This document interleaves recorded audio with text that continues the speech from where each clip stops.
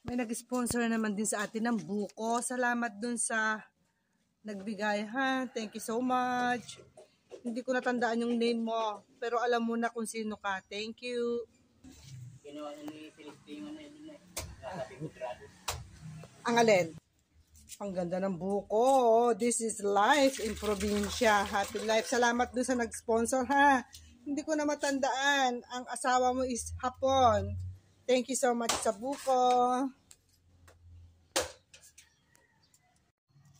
Yan yung bukong kinayod ko. Gagawin nating ice candy buko puro. Diba? Ginamit ako ng guwanti. Kasi maliit yung plastic, kaya kinakamay-kamay ko. Ako lang naman nakakain ito, ha. For my personal consumption, hindi ko to bebenta, guys. Favorite ko talaga ang buko.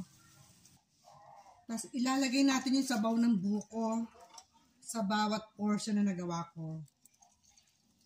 Ito yung pinakasabaw mismo talaga ng buko. Walang tubig-tubig, ha, sabaw yan.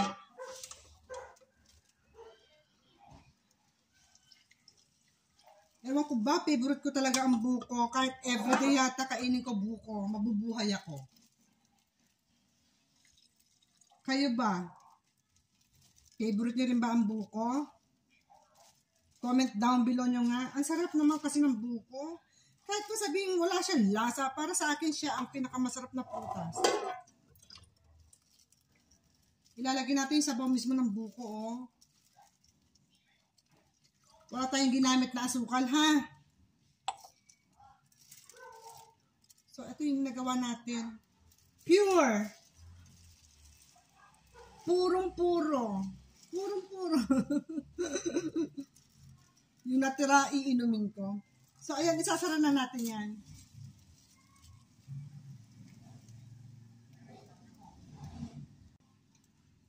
Ayan. O, diba? Meron na tayong ice buko, fresh na fresh. Ano lang to sa atin, ha? In-sponsor lang tayo ng kapitbahay. Ang sarap talaga ng buhay sa probinsya, no? Tignan mo, may nagbigay kahapon ng puset.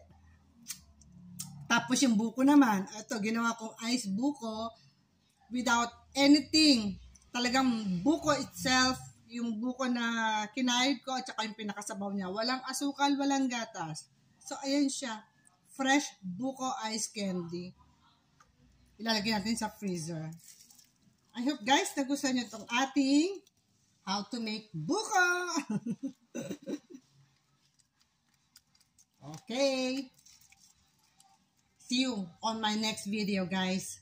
Naka-6 na piraso ako. 6 pieces sa 3 buko. O, 2 na yung nasara natin, di ba?